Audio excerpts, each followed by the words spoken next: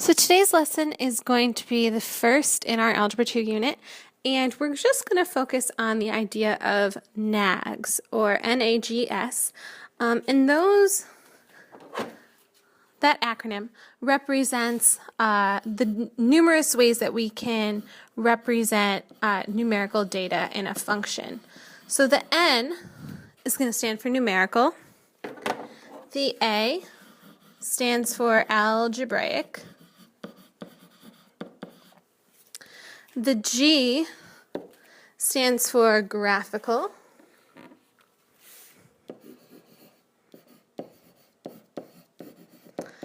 and the S stands for sentence.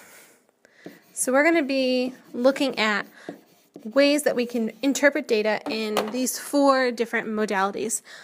You're more than welcome to use multiple colors, to add any notes that you feel like are significant to your notebook, but I'm just going to give you kind of the brief summary of what we're doing here.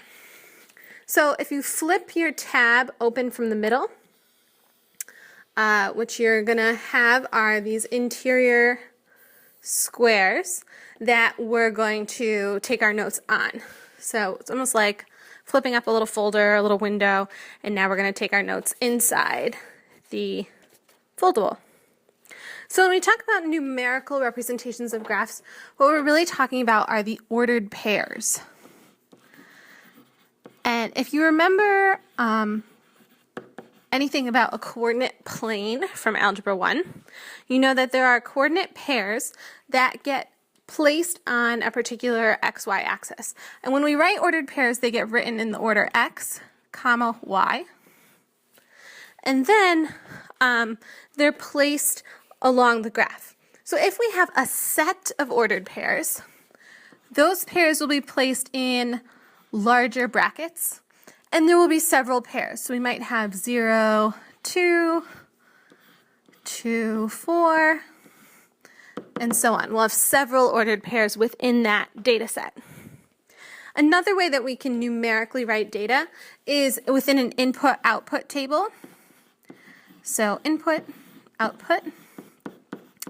And just thinking about the way that those words are used. Input is the number that goes into the function. Output is the number that comes out of the function, right? So the input is going to be our X value, and the output is going to be our Y. So this is just another way for us to write our ordered pairs in table form, really. Some people prefer this when they're graphing. It's up to you personally whether you want to have a table or just specific coordinate pairs that you're working with. When we look at writing information about a function graphically, again, we're looking at a coordinate plane with coordinate pairs, right? So you're often going to see an X and Y axis with coordinate points graphed throughout the plane. In addition, you might also see an input-output table, but it's a little different. It's called a mapping diagram.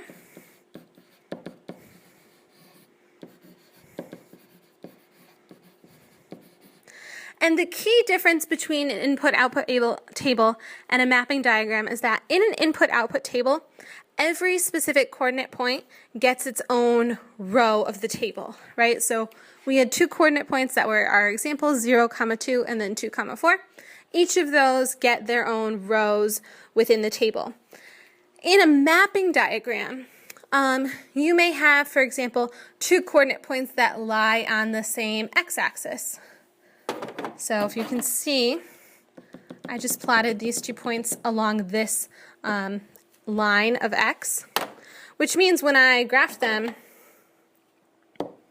they would have the same x value. Let's say that x value is 2. So let's call this first point here 2, -1, and then the second point 2, -3. Those coordinates would go on separate lines, but there would only be one need for the x coordinate specifically.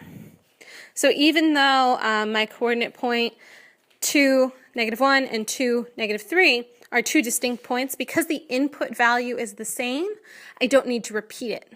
that makes sense.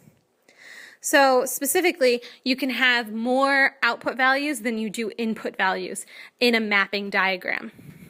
Also, when you're creating a mapping diagram, both the input and the output values in your table are going to go in numerical order.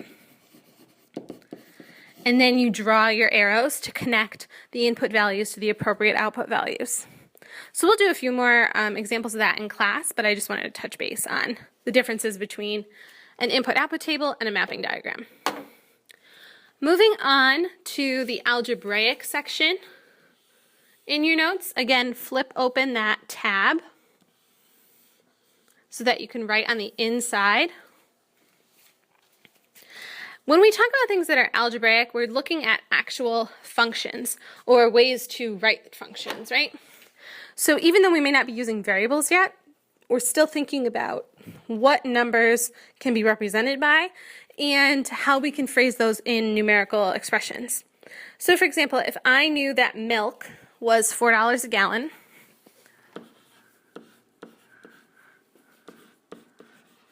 and I wanted to know how much the total price of milk would be, I can write out an algebraic expression because $4 per gallon would mean $4 times 1 gallon would be the cost of 1 gallon of milk. $4 times 2 would be the cost of 2 gallons of milk, right? Equals the total price of the milk. So I can write it just like this. I can write it in more elaborate words. $4 per gallon of milk equals the total price of milk.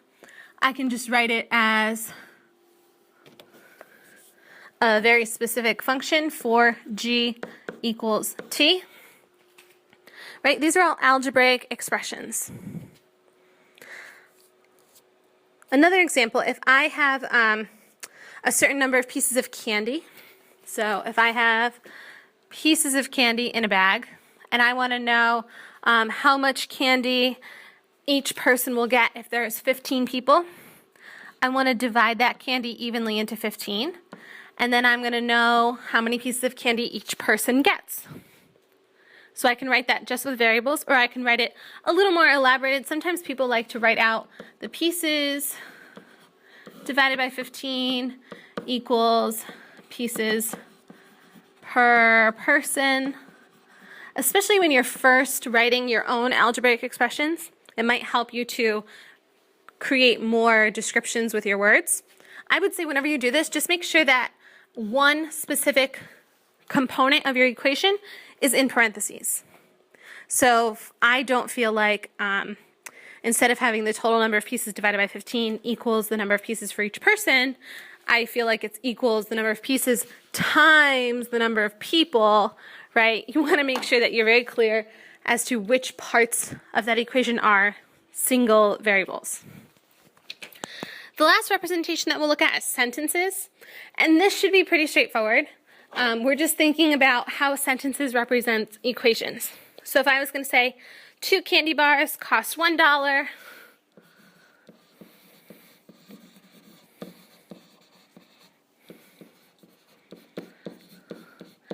and 3 candy bars cost $1.50. This particular sentence actually represents a function, right? It's telling me how much the candy costs individually. So if 2 costs $1 and 3 costs $1.50, I could do myself a favor and put an input-output table and say 2 candy bars is $1, 3 candy bars is $1.50. I could write myself an equation. So I could say for every 2 candy bars, I equal $1, or I could say if 2 candy bars equals $1, how much is 1 candy bar equal? And then I could find the cost of any number of candy bars from there. Sentence form is really the most basic, and we're not going to see a lot of it in real formal algebra proofs, but in this case, I figured I'd give you that little hint. So what we'll be working on moving forward in class is being able to take the same information and represent it numerically, algebraically, graphically, and in sentence form. So you'll get a few questions next class to look at and represent in those 4 ways. So be sure that you can tell the difference between each of those representations and also clarify some of those nuances, like the things between the input-output table and the mapping diagram. and also the difference between algebraic and sentence forms.